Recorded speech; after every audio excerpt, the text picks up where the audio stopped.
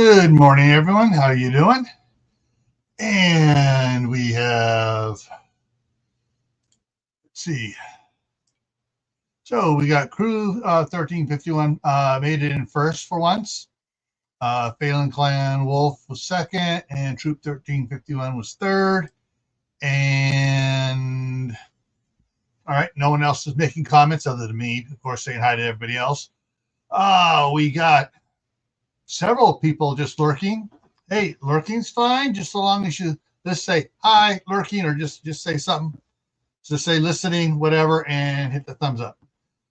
All right, let me get some other stuff here set up. There we go.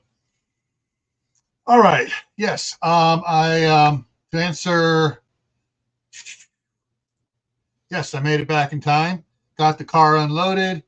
Got it going. Got everything set up here, and had almost enough time to go fill my water bottle, but sometime in the next hour I'm gonna have to go fill it up. All right, so for those that were in here yesterday, we had some interesting things going on, and we got even more interesting things coming on for the next couple days in the series, which is probably going to take us 4 or 5 days in real life, because a couple of these chapters coming up here are long.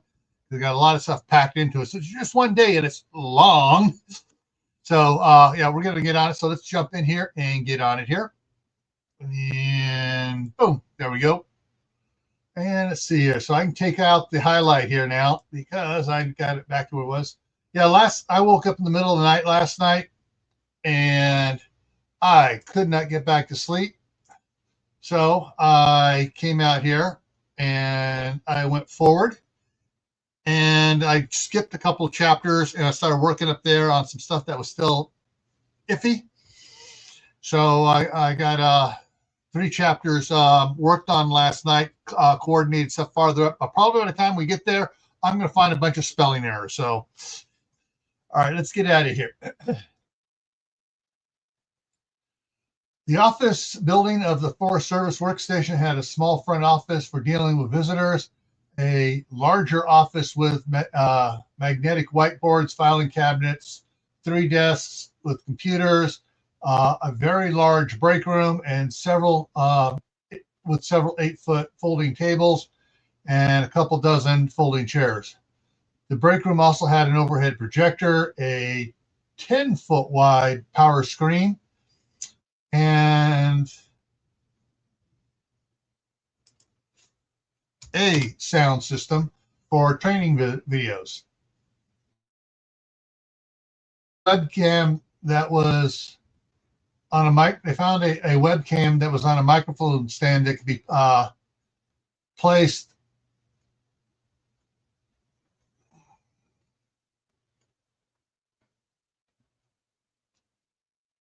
hang on, I'm just trying to figure out what word I want to put here. I know fall is not the word.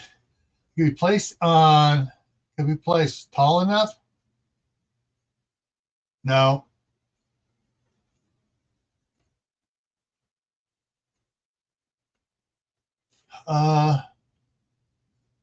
Far enough in front of the screen so it didn't so the projector didn't shine on it and wash out everyone looking at the screen. Looking at the screen seemed to be looking at the camera. Okay, perfect. They set up 3 of the 8-foot tables in a half hexagon format with another 3 tables behind it. Colonel Albert Houston and Lieutenant Colonel Nola Houston sat in the middle of the center table, with Larry Robinson to their right and Michael to their left. At the tables to Michael's left was Kimberly Douglas, an empty chair, Fredonia City Marshal James Pratt. To Larry's right was Lieutenant Paulson. the one of the released walking wounded with a cast on his right arm. Lieutenant Jack Pulser, logistic combat element, and Master Sergeant Ollie Stain, also the logistic combat element. Hang on, how many they got in there?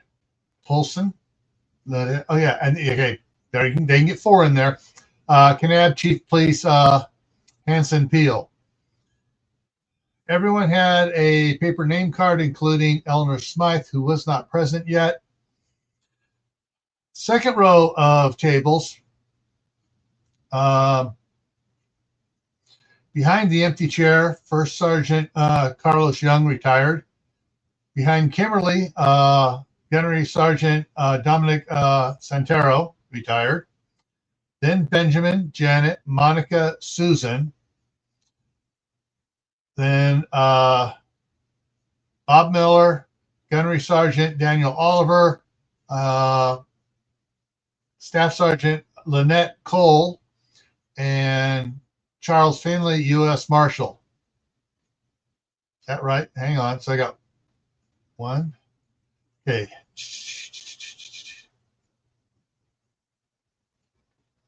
First, so it was 1 empty, then Carlos, then Dominic, then Benjamin. Okay. Then Janet was behind Michael, Monica, and Bob. And then at the third table was Gunnery Sergeant Daniel Oliver, Sergeant Lynn.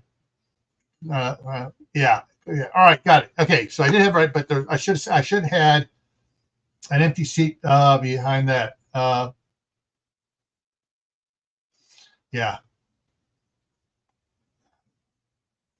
So I'm just going to take this off and put this here. An empty chair, comma, further, and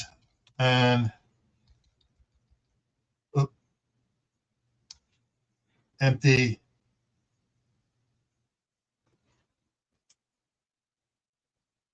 chair. CHAIR. There we go. Trying to be fancy. I'm just going to make it plain and simple. Go across on it there. All right. Now we got a couple more came in. Greetings. All right. In an empty chair. The screen lit up with 4 sections. One of the sections showed all of them in it. Another section had a conference room with the DHS logo on the back wall.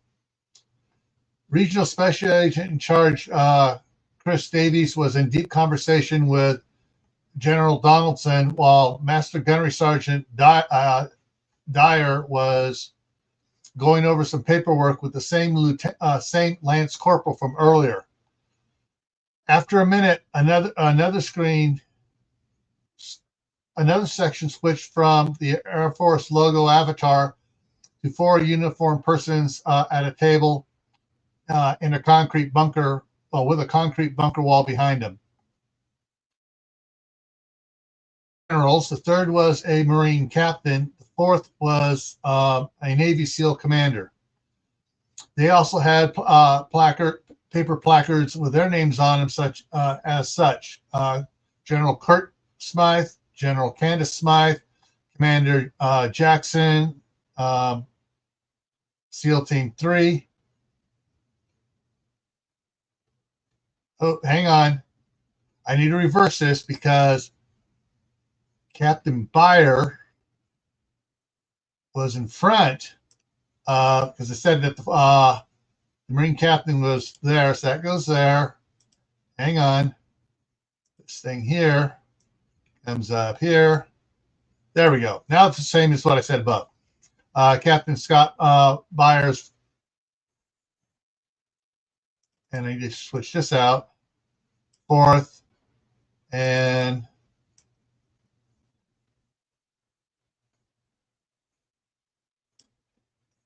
THIRB, and yeah, there we go. Like I said before, sometimes I get typing so fast I just type stuff out and I don't compare things. And when I read it silently, not out loud, my mind automatically makes the corrections, but I don't make the corrections on the paper or in the computer here. And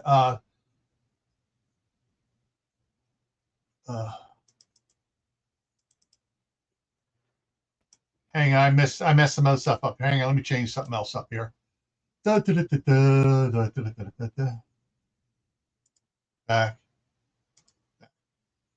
Okay, I was missing something else up there too. Okay, and SEAL Team 3. All right, there we go. Kimberly leaned over to Douglas. Do you recognize Captain Byers? Yes, good man. When I retired, I wrote a recommendation letter for him to replace me. Just then, two more people walked into camera view and sat down. They were instantly recognized as Vice President Mitchell and his wife. When they were seated, they each placed a placard in front of them. Matt Mitchell's read Vice President Mitchell as expected. However, Mrs. Mitchell's simply read Mrs. Mitchell. For those that were here for book 2 of, we're down to 3. Wow. All right. See here. Okay, back up to 4. So yeah, it's dropping people out that I know are still here. So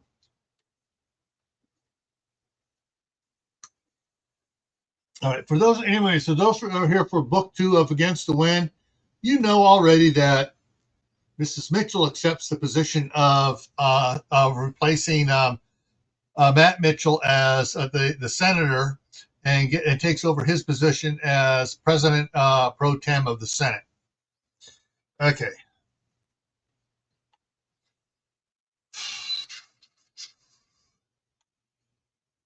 So I wonder why she's here, Lieutenant Colonel Nola Houston questioned softly. First Sergeant Carlos Young had a laptop that he had plugged into the intranet and was, for all intents and purposes, looked like he was just casually playing a card game on it or something. Then he spoke softly. Kimberly, you and Michael still getting married on the 31st? Absolutely no change to the date. Come hell or high water, as my dad says, Kimberly responded. Don't bet on it, Michael muttered. Carlos caught the muttered and shot Michael a glance. Okay. I've updated that into the hidden program. Is there anything else I need to know? Our CIA handler was Robert Clarkston of the State Department. My assigned partner is Commander Eleanor Smythe. Michael's was Anthony Middleton. He died September 21st in Phoenix at McGrath's Bar and Grill. There was a robbery and shooting. An unidentified British national was killed. That was him. Kimberly pulled out a small notepad and slid it to Douglas, who passed it on to First Sergeant Carlos. I'm not sure how much of that you want to include in there. Also, Robert Clarkston died in Cheyenne Mountain with the former vice president and everyone else. That was already confirmed by regional SAC. No way to counter that backstory, Carlos Young said with a sly smile. Just then, the fourth section of the screen lit up, and a single man sitting at a desk with a single man sitting at a desk. Good, everyone. I am William Daniels, Secretary of Homeland Security. The president has asked me to moderate this meeting. He's listening in while multitasking with reports, and will jump in if he deems necessary. General Donaldson, SAC Davies, we have reviewed the documents that were provided to you by those at the Jacob Lake area, and the plans of Heaven's Devils is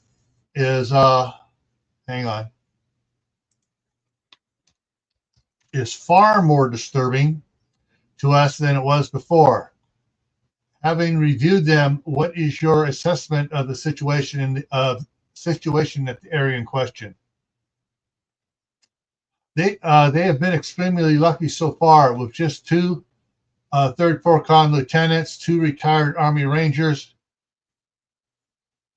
and for the last group, 2 colonels from the Marine Corps Law Enforcement Program and some local farmers and ranchers.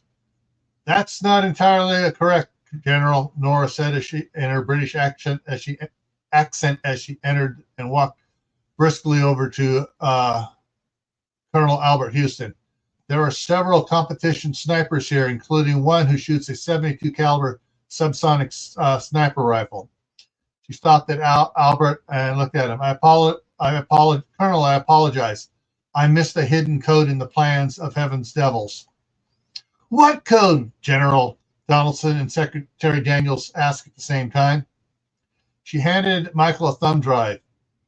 Open the PDF in the folder named Code and share it. Then she looked at the screen and camera. We had it wrong.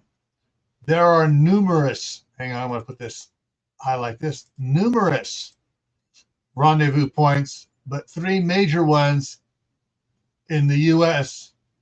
and Canada. One was in California, but that area was destroyed. The north rim of your Grand Canyon is the secondary primary point, and I'm having difficult time determining the other. I'm not that well versed in your geography to crack it. Michael brought the document up on the screen. The 4 participant video feed shifted to the left, and the document filled the majority of the screen. As you can see, I highlighted the code key in green. Nora said, referencing a series of letters at the bottom corner of the page. What does that mean? AAANCBACAZ?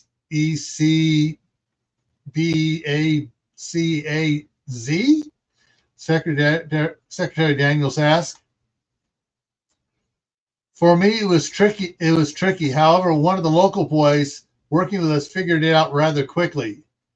It means AAA maps for Nebraska, California, British Columbia, and Arizona. Son of a gun, Zach Davies exclaimed. That's so simple, it's genius.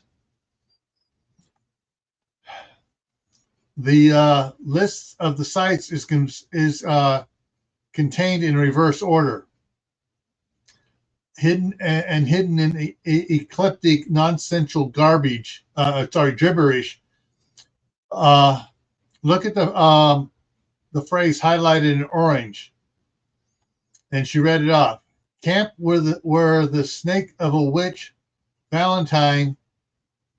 Camp with that snake of the witch, Valentine, and cut her throat if she gets uppity. That doesn't make any sense, General Donaldson muttered. Everyone stared at the phrase, trying to figure out when the vice president asked, are you sure this is talking about a location? Absolutely, Mr. Vice President, Nora answered in a British accent. We figured out the other 3.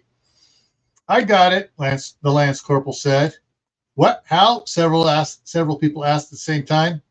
Like the commander said, AAA maps are the key, the Lance Corporal said, looking at General Donaldson. General, it's not Arizona because that would have something to do with the North Rim. It's not Canada because that would be something about hot springs. So it has to be Nebraska. Camping in Nebraska. She looked back at the camera. The first part means Snake River Campground area near Valentine, Nebraska. And the second part, I'm guessing, means kill everybody in Valentine, Nebraska if they start. Bravo, Lance Corporal Donaldson. Very well done indeed, Nora said. And Nora said, as M-A-N-D, as Commander Smythe, S-Y,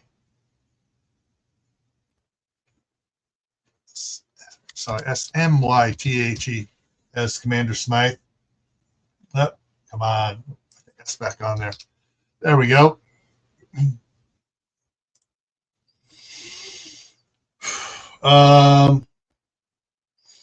Commander Smythe, why do you say this is the smallest of the three? Look at the next line. Spend 3K to start. I take it that means 3,000 gang members? Correct. We figured that out when we deciphered the other two and found similar notations. Next was California, but as you can see, it was lined out. The area that was it was in the area that the mountains collapsed into the Earth's crust. Next was Canada. I highlighted it in blue, and she read that one. The U.S. gives her the finger for something to drink and a hot time in the Canyon campground. Canyon Hot Springs, Lance Corporal Donaldson said. That one's cute, but easier. And they are planning on 4,000 for there. Marvelous, Commander Smythe said. Can we have her transferred here? No, General Donaldson replied with a slight smile and a twinkle in his eyes when he glanced at his daughter. The next one I knew, but not the cipher to get it. That was the North Rim. We hit it like Michael Jackson with an upper rim shot, but slide gently into the basket. The American sports metaphor was gibberish to me, except for upper rim. Up on a map is north and rim and rim. And well, that's here since they keep trying to get to the North Rim. But the local boy figured out pointed out that sliding gently into the basket means silently or without commotion, gather at the North Rim. That's why they haven't had any confrontations near here. They were trying to keep a low profile so they could get everyone here unnoticed. But the scouting party blew it. Sorry, the scouting party blew that when they tried to kill us, Michael said. And if you and Juby Chan hadn't taken him out, we'd all be dead. Juby Chan? Secretary Daniels asked. My alter ego, the reason Clarkson recruited me, Kimberly said with a hint of frustration in her voice. What's so special about your alter ego, Secretary Daniels asked. I'll upload a video for you tomorrow of why we selected her and Lieutenant Moore. Nora interjected quickly. I look forward to it, he replied. What makes you say the North Rim is their number one site for gathering at? Scroll down, Lieutenant, Nora said. When Michael scrolled down, a highlighted sentence came into view, and several of them gasped. That is correct, ladies and gentlemen. 5,500. That's almost the population of both Fredonia, Arizona, and Kanab, Utah, 7 miles to the north. I believe they are planning to take over Fredonia once all their people are here because of the oil refinery. Hang on. Just north of the town limit, which I suspect they are hoping to do by your Thanksgiving Day, then possibly take over Kanab by Christmas or New Year's Day. And how many have you eliminated? Secretary Daniels asked. Approximately 470. We didn't go digging through the buses we destroyed with incendiaries and high explosive grenades to see how many were inside of them, Larry answered. Not with the notification we got of dangerous drugs inside of them. Question, Nora asked. Actually, I'm going to do something I started doing later on. I should have done here before. COMMAND, Commander SMYT, Commander Smythe.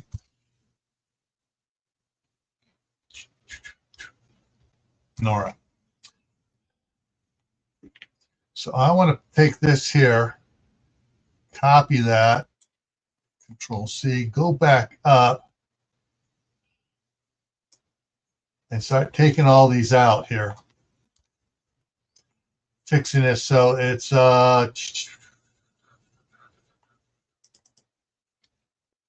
there we go. Got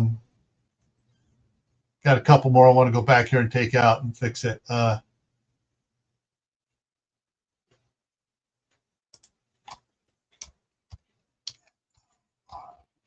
fix things. I don't like when I was writing, I was just bouncing back and forth, just trying to keep little hints. I really should have gone ahead and fixed this.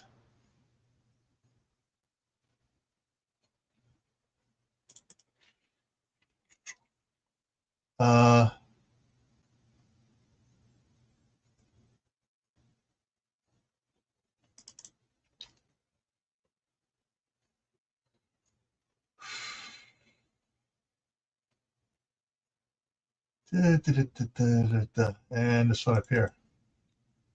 And I think I got a couple more here back up here farther.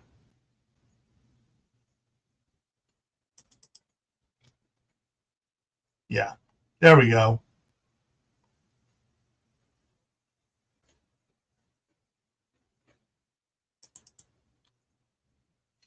There. All right, let me get back down to where we were.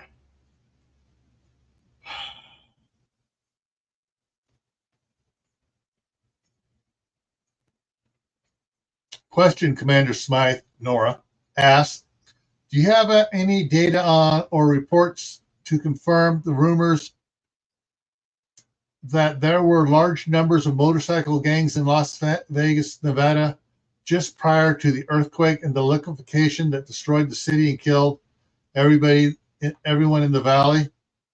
One blog I found said there were over 1,000 bikers just at one park in particular, and that several of the surrounding cities had large numbers of parks, large numbers in their parks as well. I had seen some reports, but because that area was destroyed, we didn't look into it. I'll have our researchers check it out, Secretary Daniel said. Thank you. I'm hoping you confirm that a very high number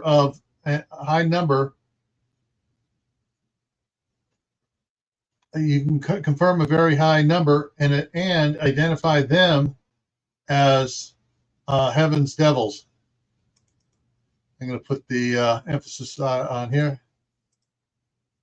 I see your point, Secretary Daniels. Agreed.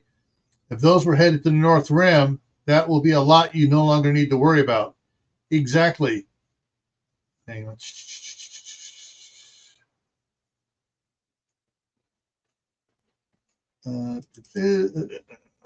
Control V.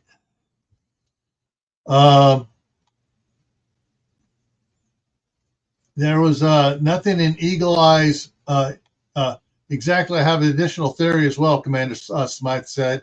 There was nothing in Eagle Eye's papers that suggested other other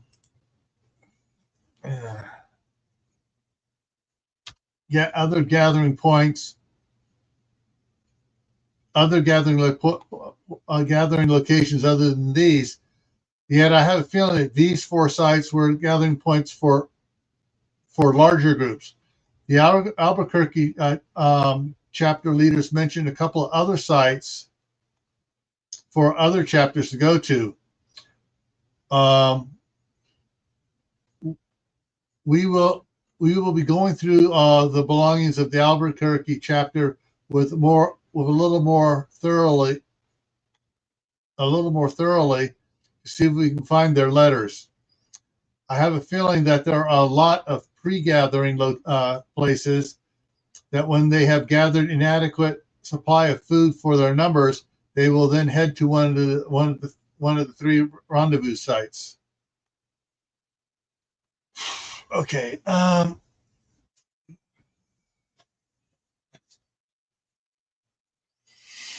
on. I know I just thought of something I was supposed to interject into here. Matter of fact, I thank you, Commander. I think you cracked the real plan, Secretary Daniel said.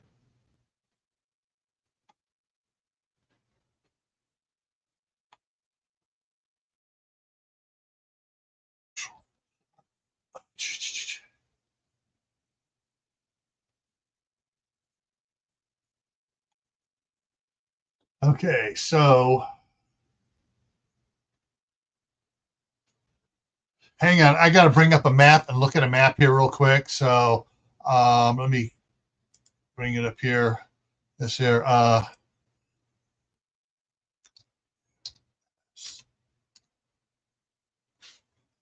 Map.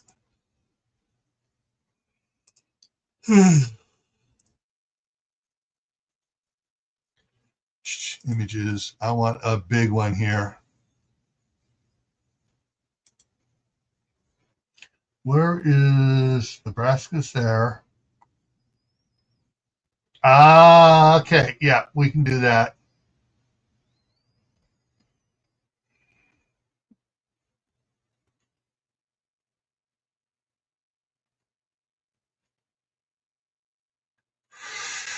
Crappy, crappy, crappy. I may have made a boo-boo here, guys.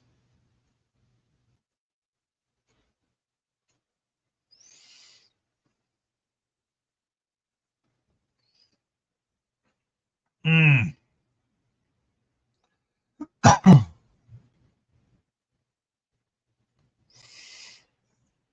Yeah.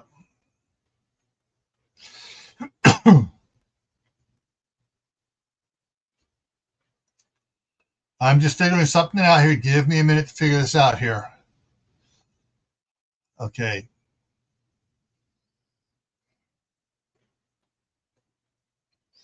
Okay. There was something I had in mind to put in here, and I think I may have boo-booed it. So let me go ahead. I need to do something here just to keep myself on track here. So I'm going to go look for something. SUR surge. No matches. TIT. Come on, damn it.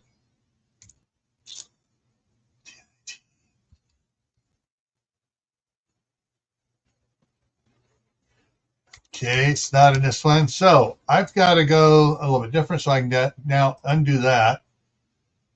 And I got to bring up a different different one here. Hang on. Against the Wind, Book 2.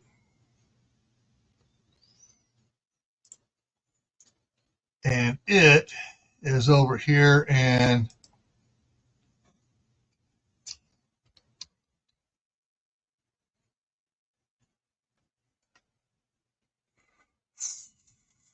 #13th. Number 13th. Okay.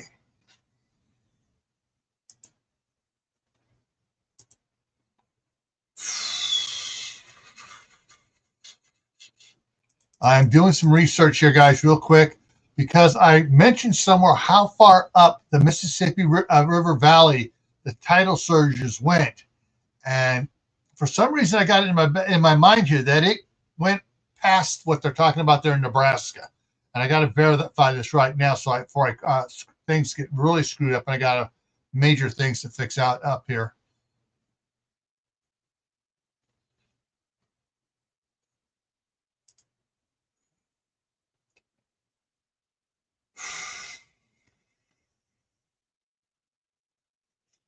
Okay, channel. Thanks for but then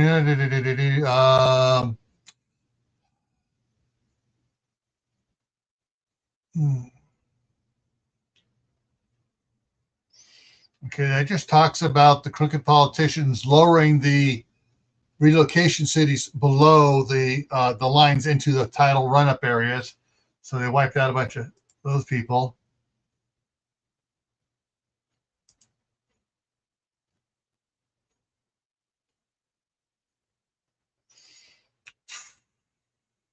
Okay, not there. Close that. All right. Now I go to the next option here, and I got to go here to this thing here. Go in here. Go to Against the Wind.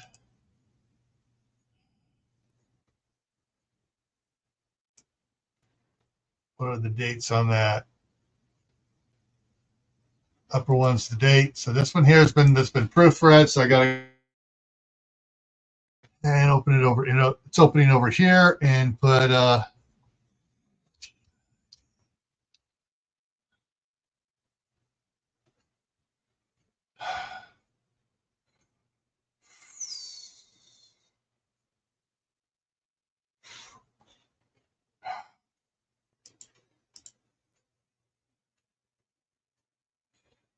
October 11th, title heights, the approach.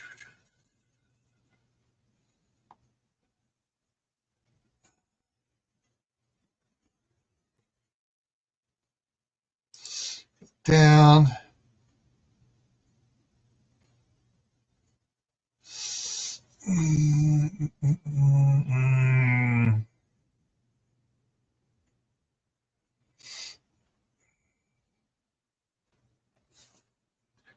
Okay, that's Pacific Coast title surges.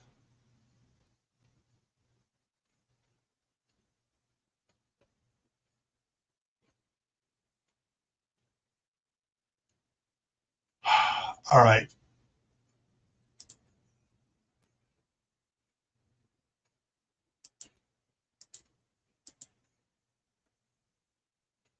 That's everywhere else. Or I'm going to pull up a different search pattern here. So I need go up here above it to the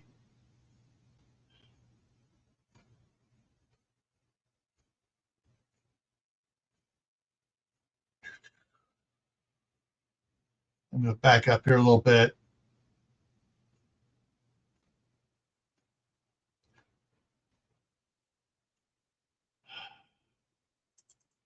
Make sure Control C.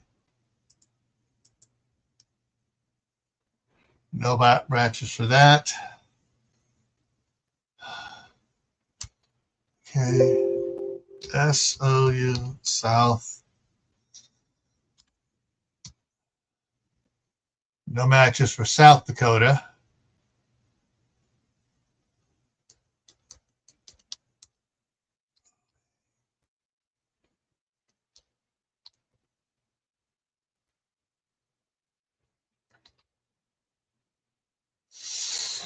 The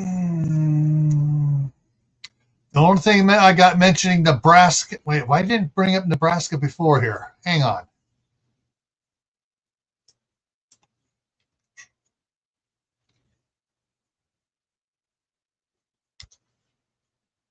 Okay. One result. The only thing that mentioning Nebraska was just the heavy ash falling in it. That's the only thing there on it. Okay, so close that. And let me pull up. I got one more thing to check on here, guys. And actually, I need to take this over here a little bit here for a quick check here. So this is one. This one needs to go into archive. There we go. Okay. And put this back here. I'll just keep it there. Against the Wind. Hardcore Paladin. Scout and the Ninja. Scout is trustworthy. Let me open this one here up and put Control V in there. Nebraska. No matches for Nebraska, and I got one other check. South, up, south. No matches for South Dakota, which is just above Nebraska. So, close that out.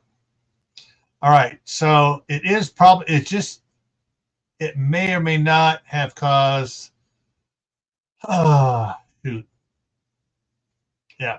Okay, I'm going to say that Valentine survived. I'm going to stick with Valentine barely surviving the run-ups because it's in northern Nebraska. So we're going to say it survived that, and we're going to do for that. So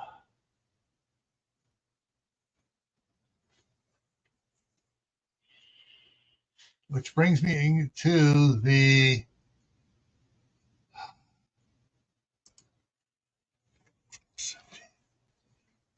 figure out something else here real quick here.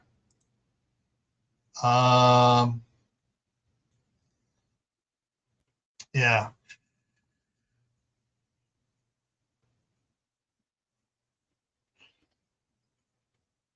File.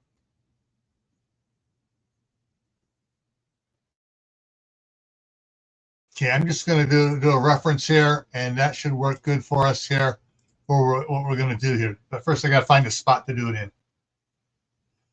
Okay.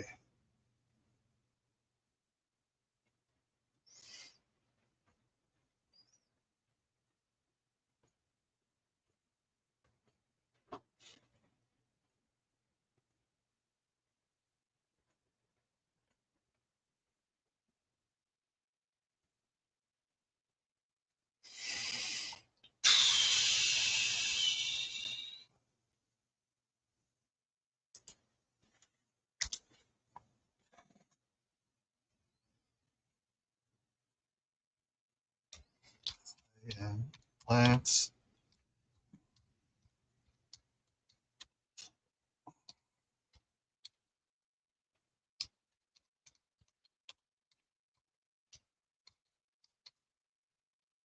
Okay, here we go. Here, we are totally inserting something new, folks.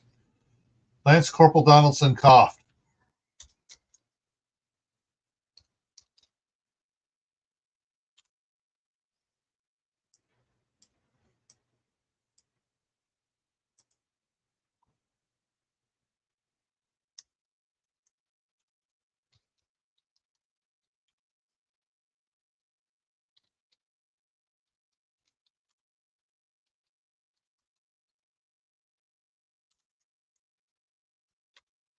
I just had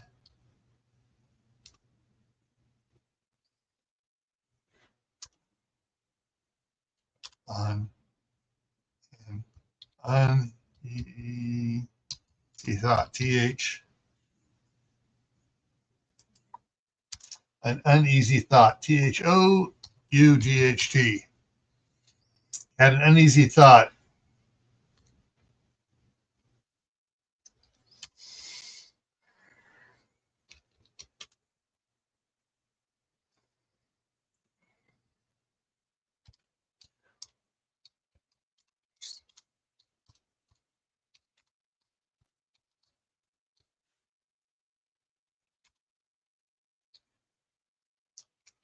What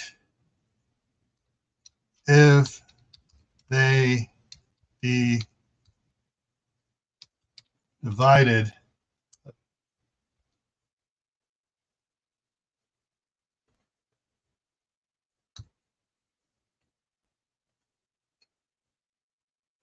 and divided the country in HA in half and had what were we calling those before? Hang on here. Let me go up here.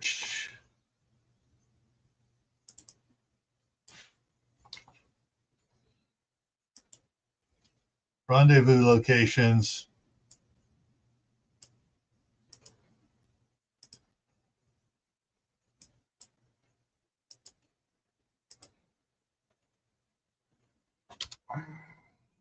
For each HALF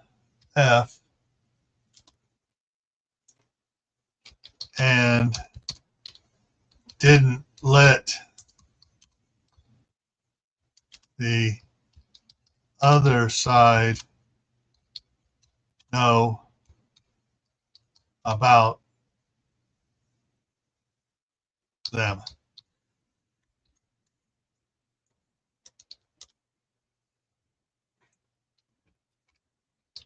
What are you saying? What are you saying?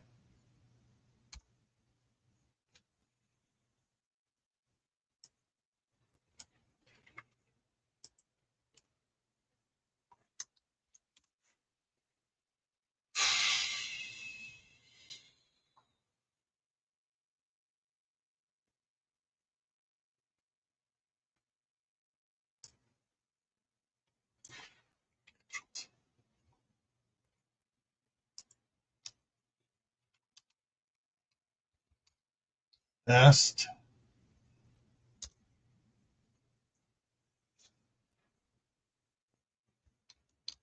what if we only know about the west half, HAL, west half? Could he have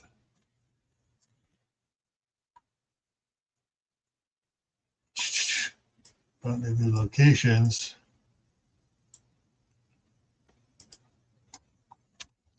east of the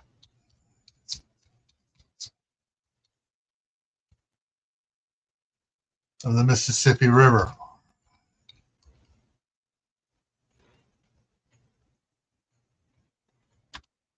In the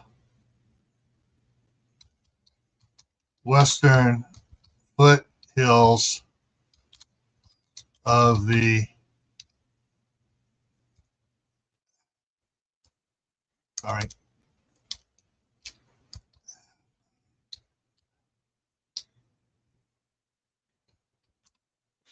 I know that's not going to be spelled right. Well, bring me to it.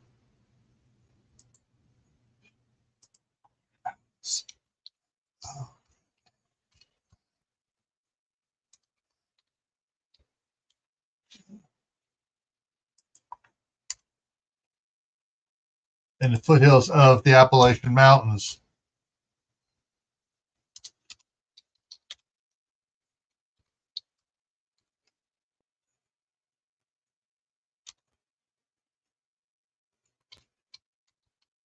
In the Ohio Valley.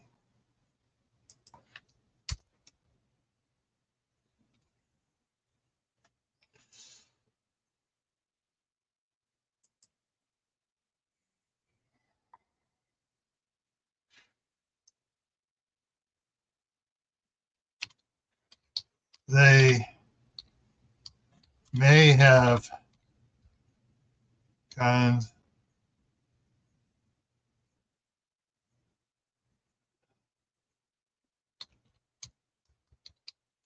considered that the bridges, BRI, over the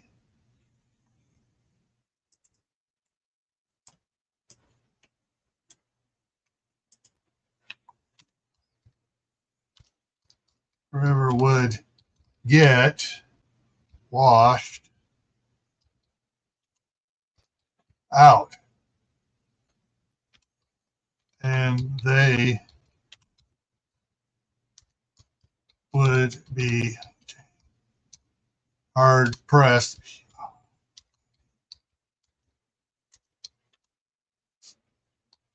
to get across, could get across for some time.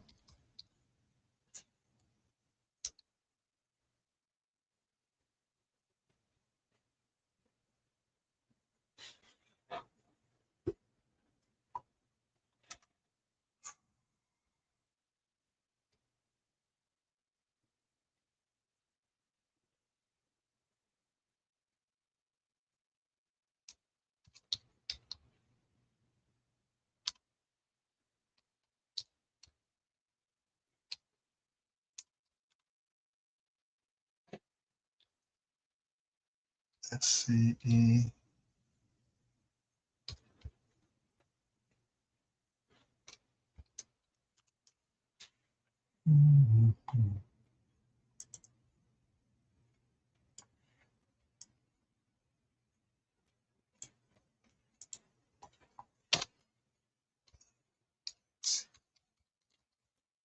Exclaimed.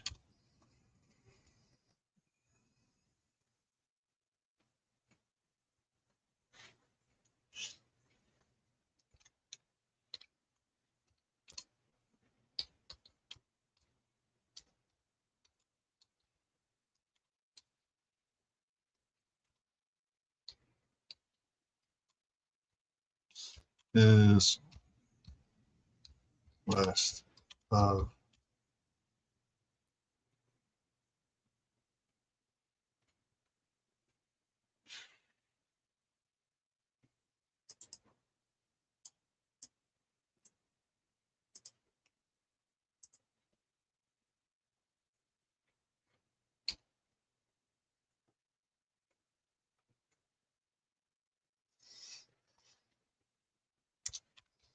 and they would want to control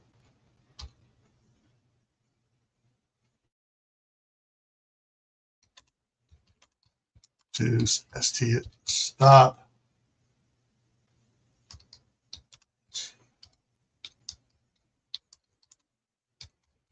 from re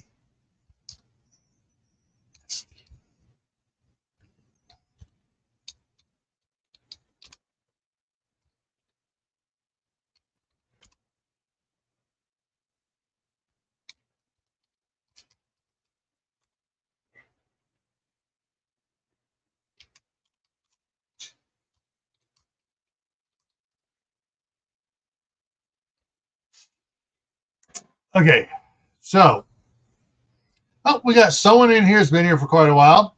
Hey, at least there's been extra numbers up there from from what is normally those talking in the chat. All right, so let me see here what we got here, and let me read over it. Goop out of my eyes here. Okay. Okay, let me see what I'm reading here.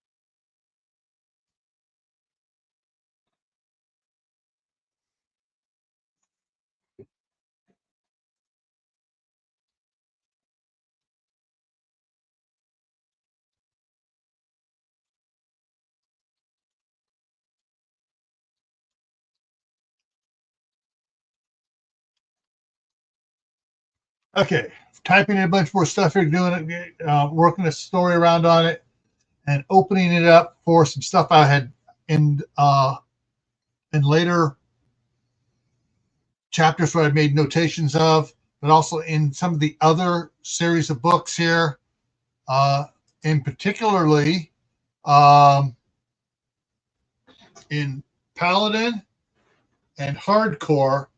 And there's another one I don't have it up here for it yet. Is we will be there's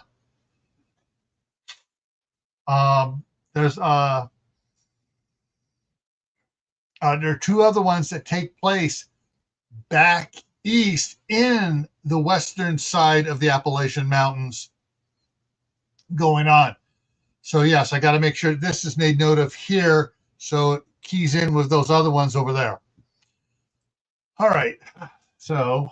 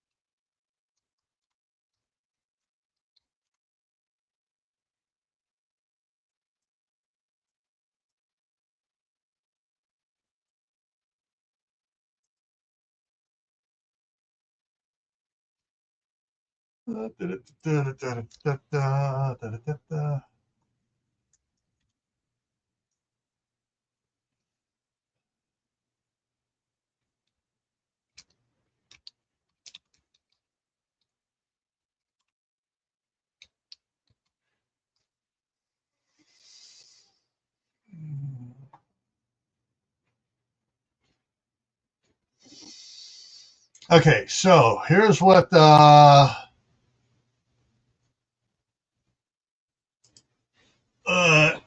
Lance Corporal Donaldson stirs up. Lance Corporal Donaldson coughed. Yes, Lance. I just had an uneasy thought. She pursed her lips tightly. What if they divided the country in half and had rendezvous locations for each half and didn't let the other side know about them? What are you saying, Lance Corporal Donaldson? Commander Smythe Nora asked. What if we only know about the west half? Hang on, west half. Because that is all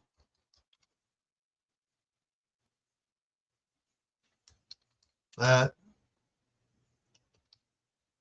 those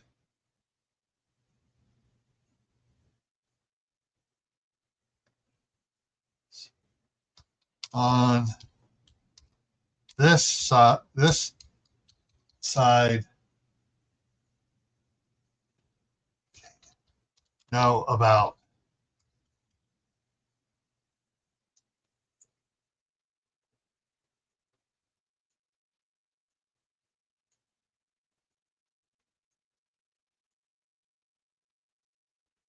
Question mark, and put quotes in front of it. I think, yeah. So, what are you saying, Lance Corporal Donaldson? Commander Smythe Nora asked. What if we only know about the west half, because that's all those on this side know about. They could have rendezvous locations east of the Mississippi rivers in the foothills of the Appalachian Mountains and the Ohio Valley.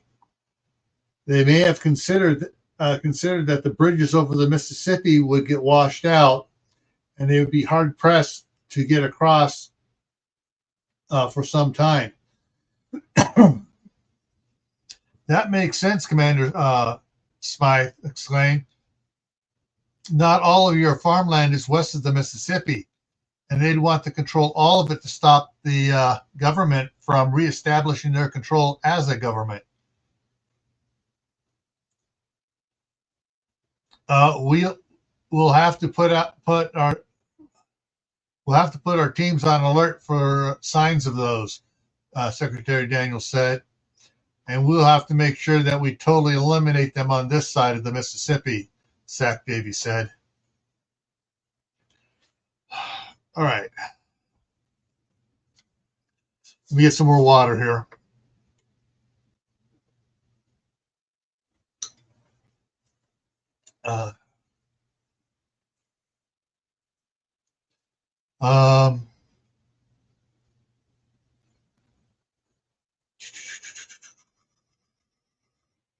Colonel Houston spoke up. General Donaldson, Secretary Daniels. With the possibility of numbers we are looking at, with the possibility of numbers, with the possible numbers heading, HEAD, heading our way,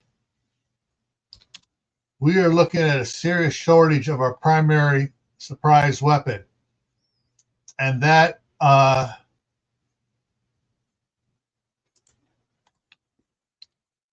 on, may well lead us to taking losses we cannot afford. Bob Miller here. Bob stood up, community leader for the Jacob Lake area.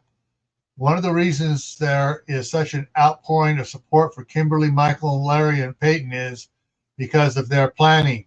And because of that planning, there's been zero casualties for us so far. I would implore you to get them what they need to keep it that way. Colonel, what weapons is it that you need? Claymore mines, lots of Claymore mines, both tripwire and remote activated, primarily remote activated. What about 5.56 ammo? Master Gunnery Sergeant Dyer asked. We have over 200,000 rounds, and so far, Lieutenant Jackson has used the most of it with double taps of 73 bikers yesterday. We have used less than 50 rounds each of 9mm, 10mm, 308, 30-06, 6.5 Creedmoor, and 338 Lapua. And that is because we've been eliminating a lot of the bikers with the Claymore and are just sniping the survivors, Larry said. But now we're going to start taking more prisoners. But now we are trying to take more prisoners for information. We are learning that the leaders in the convoys are near the front or in the RVs, not the buses. And some of the less important leaders are near the back. Are near the back, Colonel Houston added. What do you need in the way of medical supplies? Secretary Daniels asked. They looked around in blank expressions at each other to see if anyone had an idea. Chief Peel spoke up. Anson Peel, Kanab Police. I will get with our hospital administrator and find out what they have used on the Marines thus far, what they expect to use until they are all released, and what they would need if they had to treat multiple gunshot victims. Thank you, Chief Peel. Please let please let Colonel Houston know as soon as you can, and he'll forward the information on to us. General Donaldson, is there any combat surgeons that can be spared? We might want to send one or two their direction, and they can make sure the hospital is ready for combat, ready to handle combat wounded. We'll get on it, General Donaldson said, looking down at his notes. Oh, Colonel Houston, General Hale said it has to be called a camp, not a fort. Have you come up with a name for your camp? Lieutenant Jackson, will you field this? Yes, sir. A civilian made the comment of calling it Camp Resurrection because we are resurrecting the third Forcon. And given that earlier, I found out earlier today I found out that my dad was back from the dead. I like it. It gives hope. It gives us hope for the future. I like it too. Given that we couldn't go with Master Gunny Sart's suggestion of naming it after your father, I'm giving it my full endorsement, General Donaldson said. Camp Resurrection is established today. Captain Cooper, are you coming back to help rebuild the Corps? Captain Byers asked. Douglas let out not too quiet a groan. Not excited about the Corps anymore, Doug? General Donaldson asked. Right now, I'm more excited about a certain lady, and sort of the way you were when you were counting down to get out. Well, I can understand that. I didn't accept this position with the assurance that I would stay here and that I would set up a training camp. We need you to help out there with training recruits, not going off playing hero. That's our job, Kimberly interjected. Exactly, General Donaldson concurred.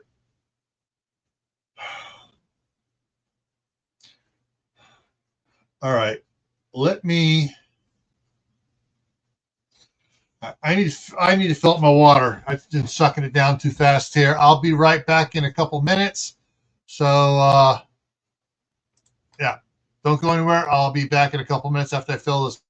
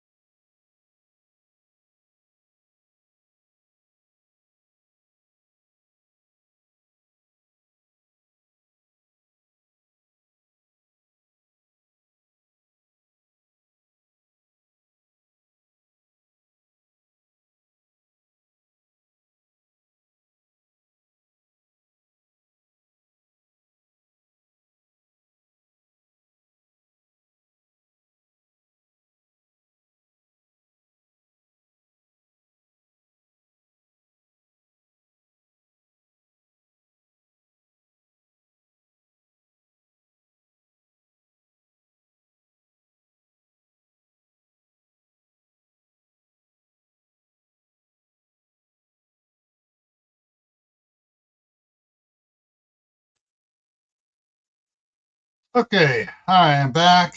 I got my water and I got myself a little sandwich to nibble on because I was starting to get a little lightheaded. All right.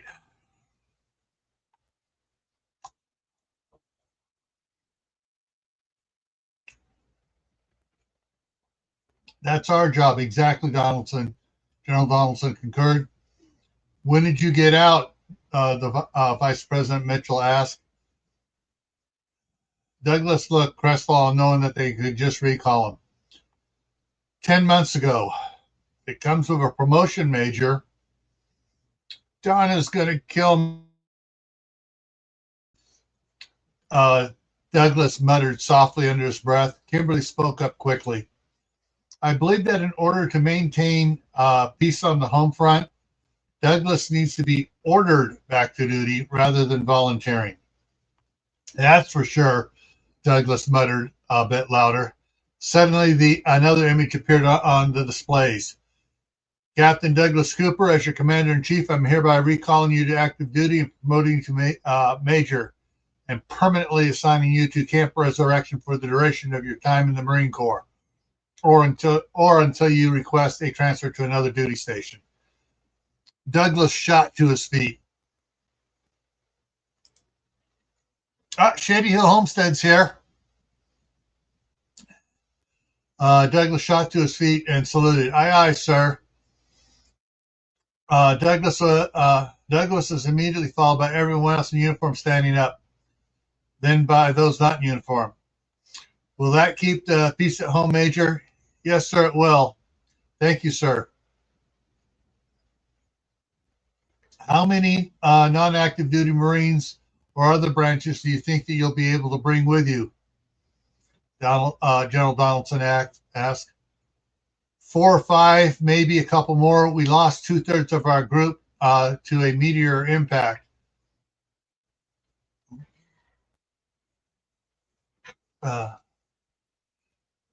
Chief Peel spoke up. We have several former military personnel in Kanab that have been wanting to join up with Lieutenants Jackson and Moore, but they weren't sure how to do it or approach them. There's also a bunch of teens that want to get trained by them as well. Several specifically wanting ninja training. A lot of teens in Fredonia are asking to come up here to train as well. So far, their parents are saying no, but it doesn't help. It doesn't help keeping teens in town with my 13-year-old adopted niece up here training with her real brother, Lieutenant Moore.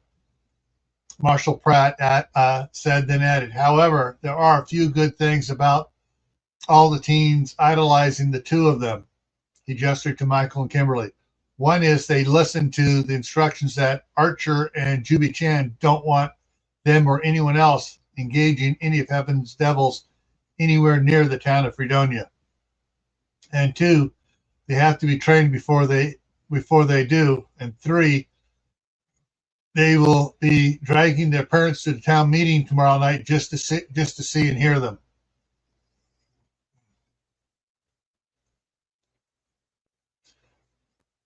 Kimberly and Michael both let out sighs and started to talk. But hang on. I want to make this match the others here.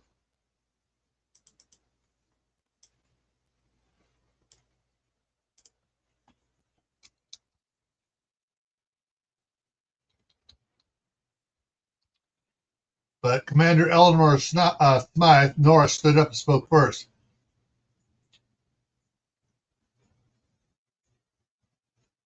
Hang on, what is it? I jumped something there, didn't I? Just to see. Okay, what the heck happened?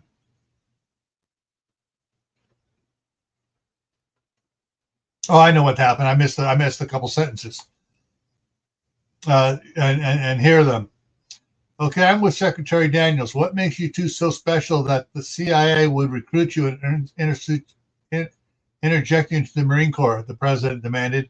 And I don't want to wait for a video tomorrow. Kimberly and Michael both lit outside and started to talk, but Commander Eleanor Smythe, Nora, stood up and spoke first. Her father was Major James Jackson, United States Marine Corps 4th Forcon. He started her Forcon training when she was 4 years old. When she was 7, she started learning Jeet Kune Do and is now a 3rd level instructor, and was about to receive her 4th level. Hang on. 4th level, which is the highest level there is.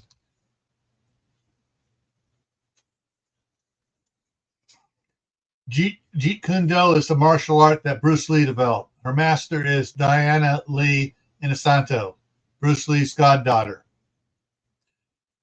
She has also studied and martial arts masters as well. She started karate last year and is already a first dan black belt in that form. Kimberly has been completing an archery competition since elementary school. She prefers to shoot historic bows such as the English longbow. However, her favorite is the Japanese Yumi Henku bow.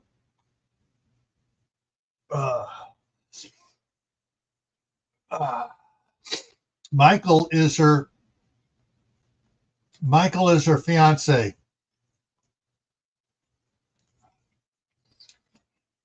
He is an Eagle Scout with 66 merit badges and 9 Eagle Palms. He has earned the Denali Award, the highest in varsity scouts, and has also earned the Summit and Ranger Awards, the highest in venture scouts. He has won every archery competition he has entered since his sophomore year in high school, including his division in the state archery competition the summer before his senior.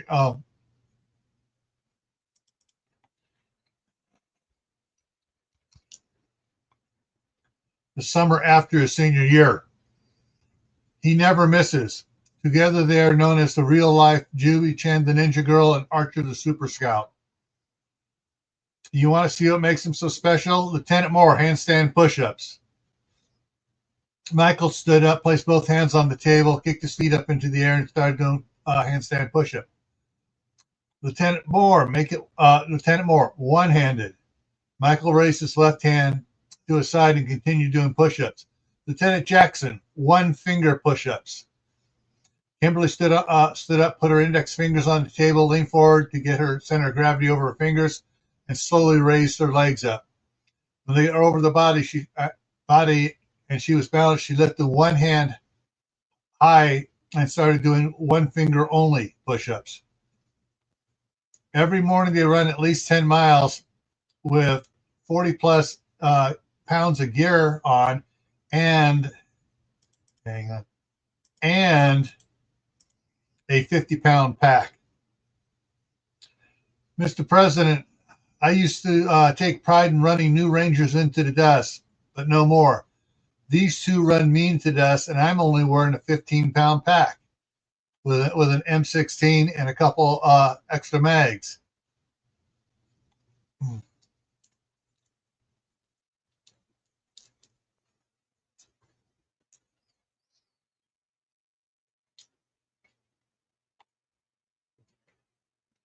Master Sergeant Grimm said, a little frustrated. Hey, Michael and I cut 5 miles off when you run with us. Peyton muttered a string of profanity, quiet enough that no one could clearly understand exactly what he said. Mr. President, Mr. Vice President, Mr. Secretary, are they special? Commander Eleanor Smythe asked. If they're not, I'd be afraid to see who is, President Lepetamine said. Lieutenant Moore, Lieutenant Jackson, you can stop doing push-ups. I feel old enough as it is. Me too, muttered General Donaldson. Aye, sir, they said, and lowered their feet to the floor.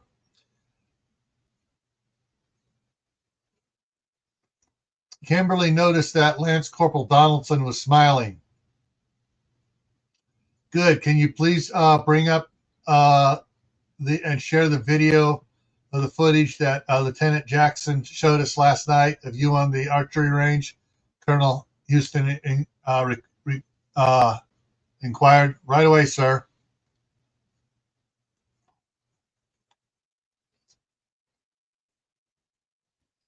Commander Smythe, may I ask why you are wearing that mask? General Candace Smythe asked.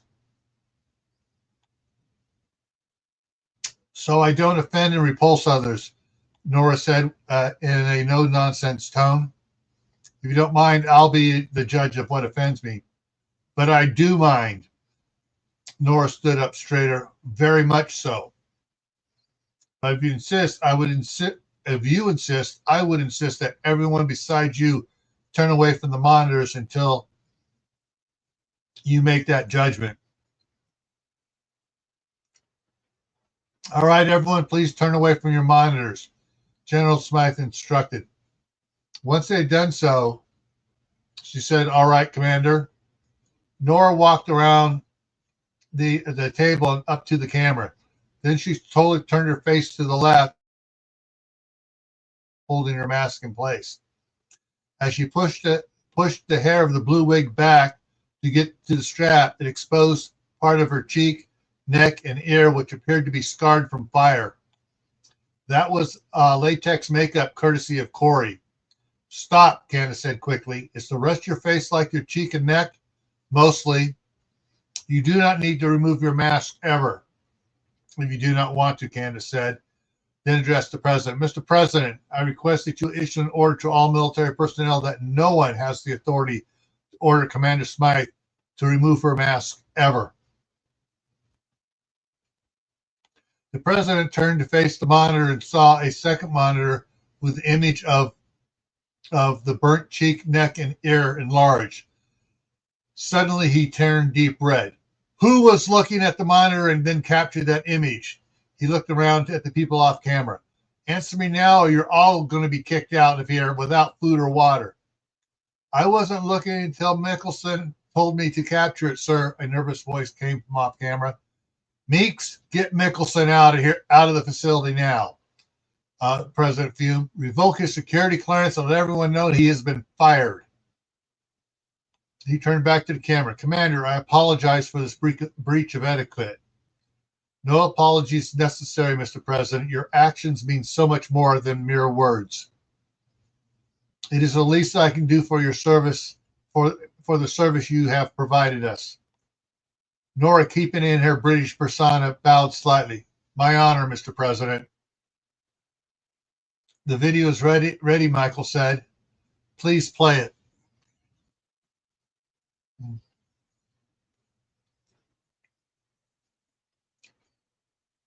Michael started the video of him and Kimberly practicing in archery headquarters with their wedding present bows. This is real time, no speeding up, he added. When the first video finished, Chris Davies spoke first. Kathy, at that distance, who would hit first, them or Sarah? Sarah, because her bullets travel faster, but they both would be hurting, I think. I don't want them to try to find out, Walt spoke up. The difference is too close. I agree, General Donaldson added. Tell me, Commander, General Candace Smythe asked, when they were recruited, did you know of their relationship? There was no relationship. When they were chosen, they were recruited separately. We didn't know that they had been secretly desirous to court and that they had been misinformed about the other's status or outlook. When we brought them in for indoctrination, it was on different days, and we were training them separately. It wasn't until the news leaked that we brought them in together.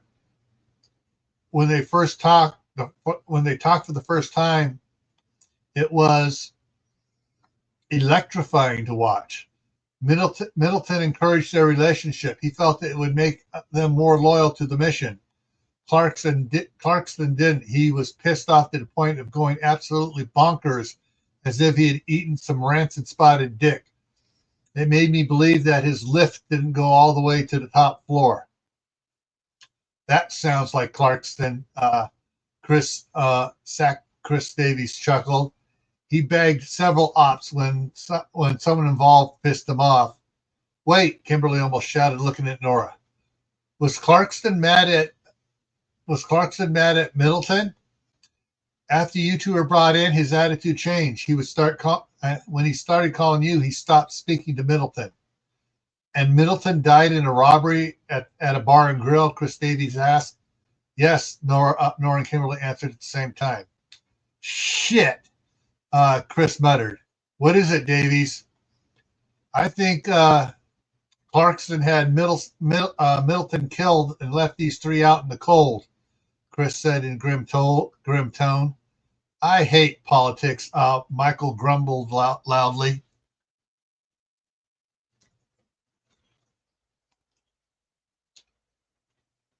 I bet that Clarkson did follow proper procedure when setting up this op and recruited some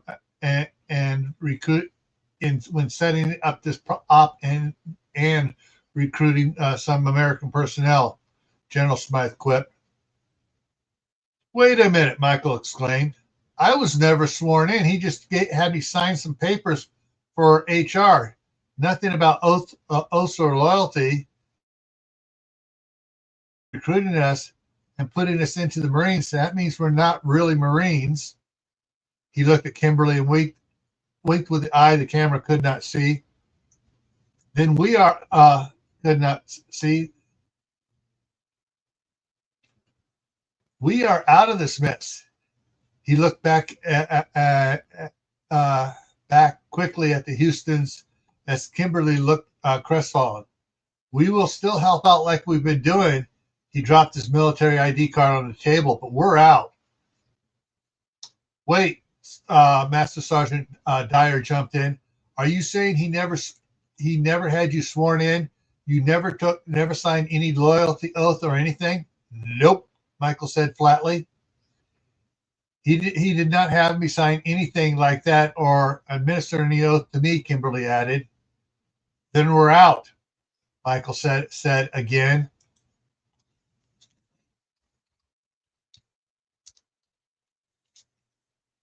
Again, with a tone of relief in his voice. General, Mr. President, Colonel Houston spoke up quickly. We cannot allow the mistake of a CIA agent operating on U.S. soil deprive the Marine Corps and the United States of two incredibly, amazingly talented individuals as these two. They have been studying and memorizing the Naval Academy curriculum every free moment they have. I would dare say that they could pass every test right now with a 90% or higher. Lieutenant Colonel Houston and I have agreed to tutor them and make sure they can pass the test with a minimal of 98% by the end of the year.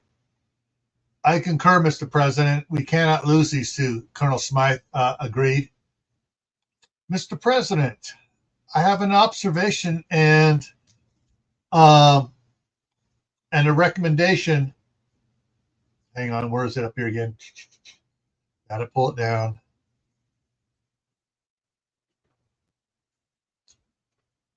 Oh, shoot, where was it?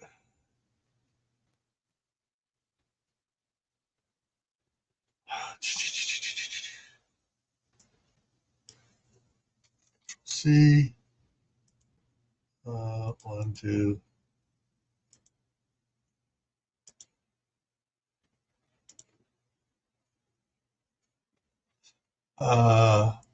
There we go. Put that in there. Control V. And 1, 2, 3, 4. That. Nora interjected. Yes, Commander. Because of the circumstances surrounding the way these two are brought into your Marine Corps, this is going to take special handling. As such, the ball is not in Colonel Houston's glove, nor is in General Donaldson's glove. Sir, you have the ball. If you want these two then you need to swear them in right now as lieutenants in your Marine Corps. Exactly, Colonel Houston said. I agree with the commander's assessment, Sir General Donaldson voice.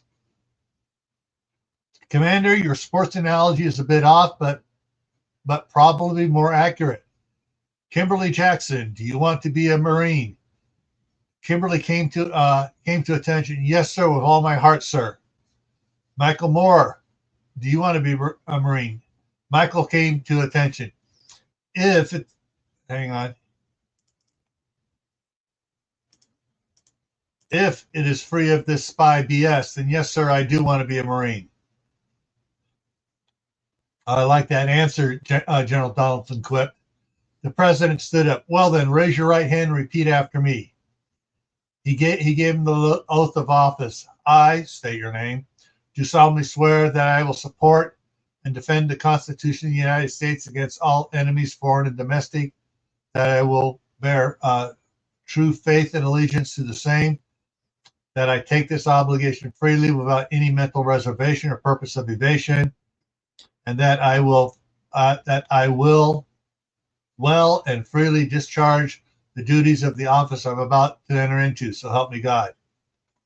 Congratulations, Marines, General Donaldson said as he and the other military personnel stood and saluted them. Kimberly and Michael immediately returned the salutes. First Sergeant Carlos sat and began furiously typing on his laptop.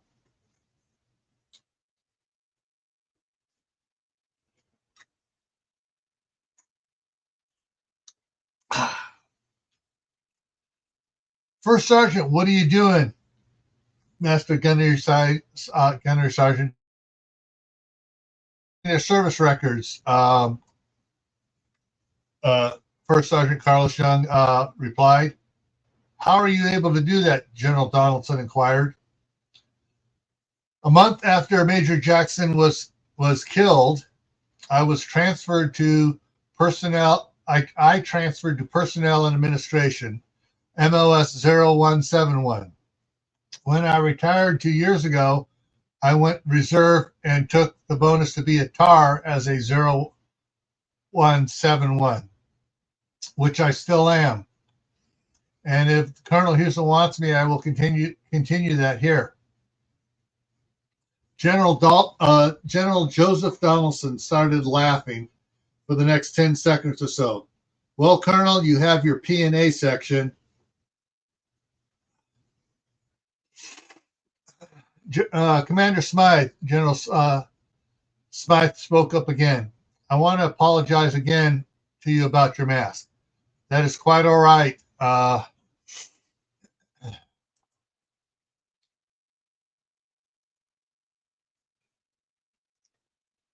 right, hang on. That wasn't supposed to go there.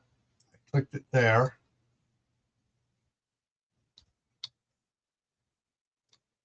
General 1, 2, 3, 4. Nora responded. I still feel bad about it, and I'm a little apprehensive in asking this, but I feel I must. I understand. What do you want to know? Can you tell us about who you are? General Candace Smythe asked. Nora stiffened and then spoke in a stern voice and hard British accent.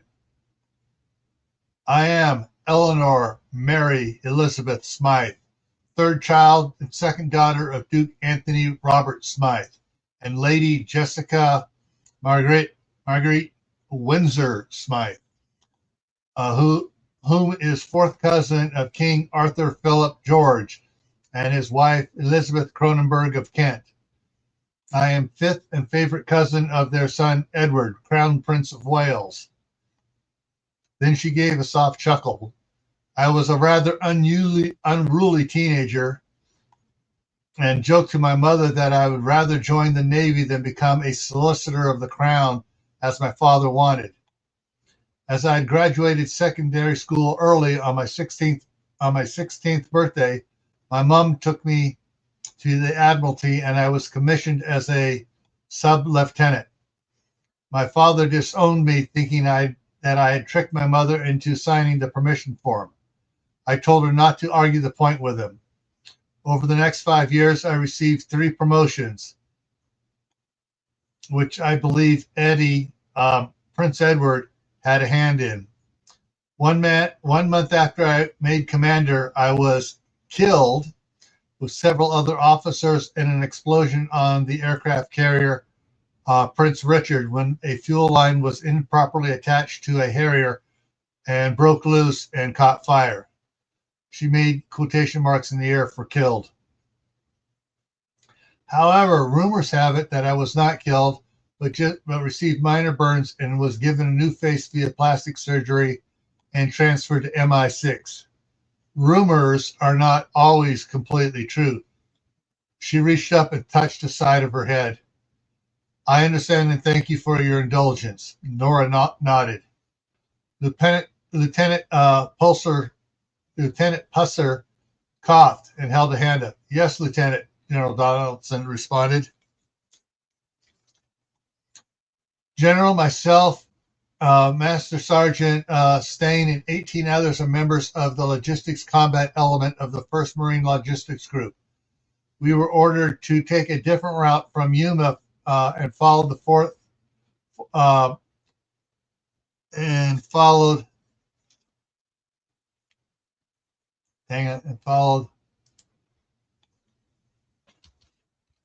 SPA part of the 4th Forcon to Grand Canyon Junction. We lost 2 drivers when their LVSR, they were sleeping and took a meteor hit to the cab. We did add their 2 trailers behind the other 2 LVSR units. When they pulled out of Grand Canyon Junction, we just followed along as previously ordered. What are you hauling? General Donaldson asked. We're not sure. They had us leave so fast. When the dam broke, they didn't give us load sheets. However, we have 2 53-foot 40 trailers, 4 20-foot cargo containers, and 2 40-foot cargo containers. Colonel, I would start checking to see what they have. They may have your claymores in one of them. Sir, Lieutenant Paulson spoke up. Yes, Lieutenant. I haven't had a chance to see what we salvaged after the meteor strike. We just hooked trailers to everything and loaded them with everything we could. Captain Gunnarsson had the unit supply list, but there wasn't much left when his command tent was hit. I only survived because I was in the head. Understood. Colonel, you may want to get some local help to locals to help sort through your supplies. We have a couple 53-foot trailers that will be empty before noon and several 26-foot U-Hauls that you can use to segregate supplies and make it more manageable to access what you have, Benjamin spoke up. Excellent, Colonel. Let us know what you have as soon as you can, General Donaldson replied.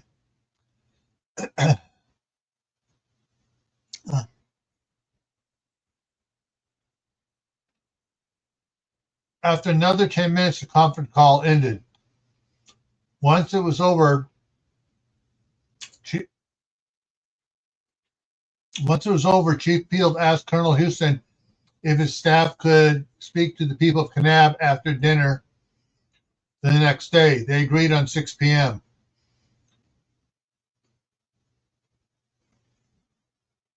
I thought I heard sounds outside.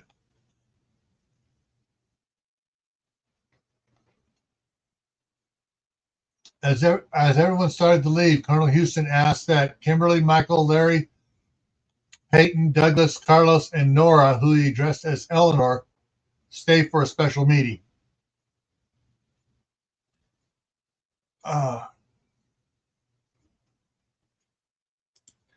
Hang on. I hear noises out there. I need to go check on something. I'll be right back. See if I can find out who's outside or who's trying to come in the back door.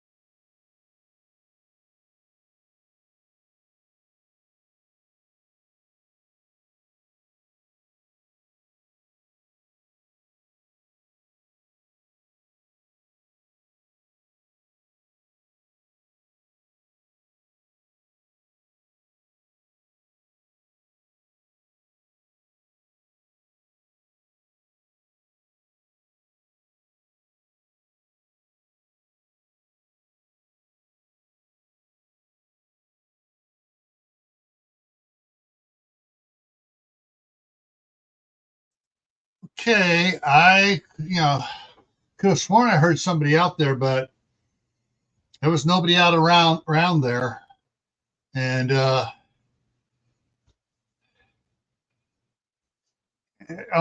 didn't see Oliver heading back to his house. He's the only grandson here. He goes to goes to kindergarten. He has half day kindergarten, so he goes in about 15 minutes.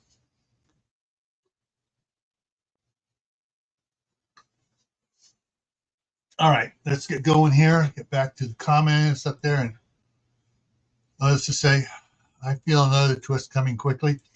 Possible.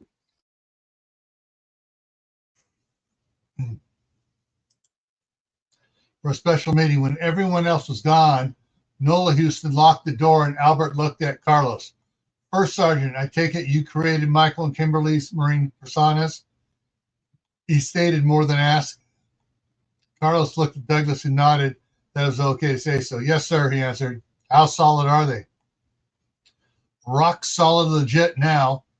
They were very tight before, but with the president swearing them in, am I updating the file in front of everyone? My ID is the last user and making changes. And the powers above us know that. If someone is able to determine I created their file, it's no big deal. I just say it could be. I've created hundreds, and their information could have been added to my workload by almost anyone, which is truer than you think. What are our degrees in? Kimberly asked. I originally put them as political science, but changed them to physical education a couple days after I created them, given your abilities and all. Thank you. What are our minors in? I kept that as political science. Perfect, Kimberly smiled. Kimberly, Eleanor, how did you get that information about Clarkston and Middleton? About 9 months ago, Clarkson was called before a Senate committee and caused a big stink when he'd only identify himself as Clarkson with state. He stonewalled them and danced around their questions like Fred Astaire. He really ticked them off, but the way he did it, they couldn't nail him with anything. I had to write an essay on Senate hearings, and I picked that one. And Middleton, a dad of a friend of mine from school was at a bar when they when a British guy was killed in a robbery. Her dad told her that a bunch of feds swooped in and took over the case from the police. Her dad had talked to the guy and tried to give him first aid before he died, Kimberly explained. His name was Anthony Middleton. I shared that information with Nola when she went whole hog into her British persona. Wait, Nola said excitedly. You just played obscure knowledge and knowledge trivia, and it fit? No one trusts the CIA, especially Homeland Security. There are alternative news sites reporting that all the time, Kimberly said. And when we pointed them at the CIA, they ran with it.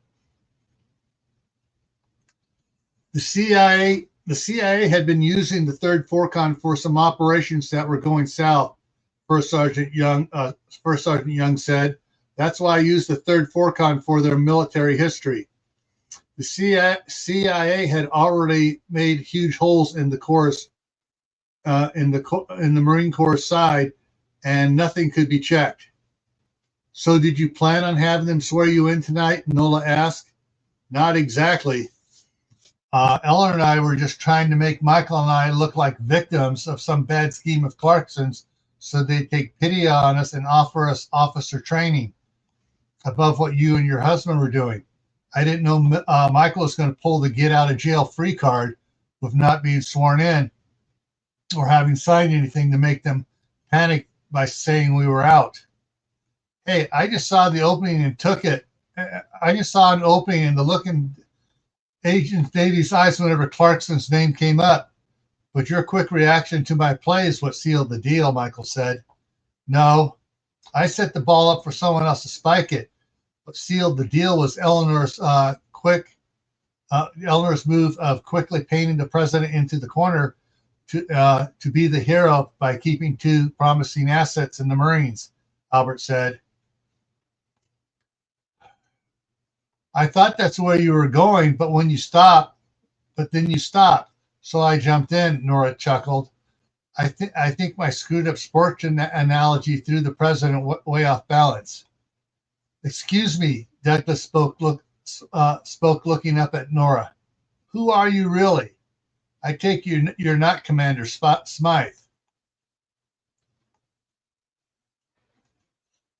Nora spoke in a stern voice of British accent. For all intents and purposes, I am Eleanor Mary Elizabeth Smythe, 3rd child, second daughter of Duke Anthony Robert Smythe and Lady Jessica Marguerite Windsor Smythe, 4th cousin of King Arthur Philip and his wife Elizabeth Kronenberg of Kent. And I am 5th cousin of Prince Edward of Wales.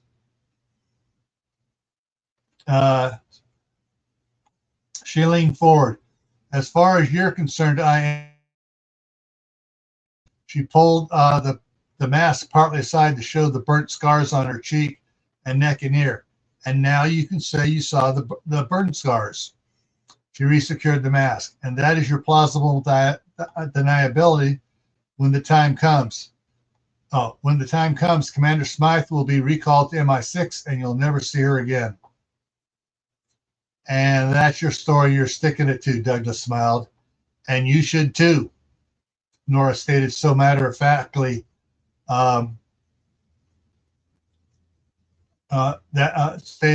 Stated matter-of-factly. Then she turned to Kimberly. We need to talk over something I just thought of in private. Once they have a solution, we will come to you, Lieutenant Colonel. Lieutenant Colonel, she said to the Houstons. We'll see you in 30 minutes, quipped Nola Houston. Wow, Kimberly said in surprise. You have a lot of confidence in us. After the last 2 days, I would be shocked if you did come up with a plan come up with a solution by then. All right, Monday, chapter 6. Hang on a second. Let me double check something over here on the other side. I need to pull up okay, so that's part 2, part 1. Yes, okay. All right, so we're only 2 hours, but we're wrapping up at the same time, noon, which is good. So, yeah, so we're going to pick it up here tomorrow at the beginning of chapter 6.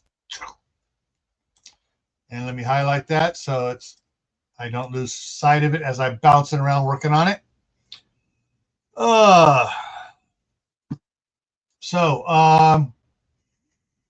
Yeah. So chapter 6 is actually 161.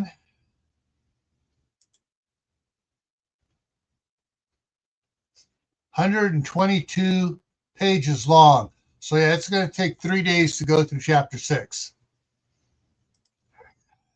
That's about 40 pages a day. So and those are going to be full 3.5 hour days, unless something else comes up.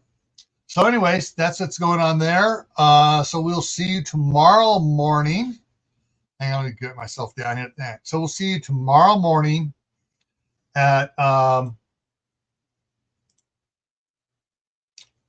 o'clock Eastern, and we'll pick up there. All right.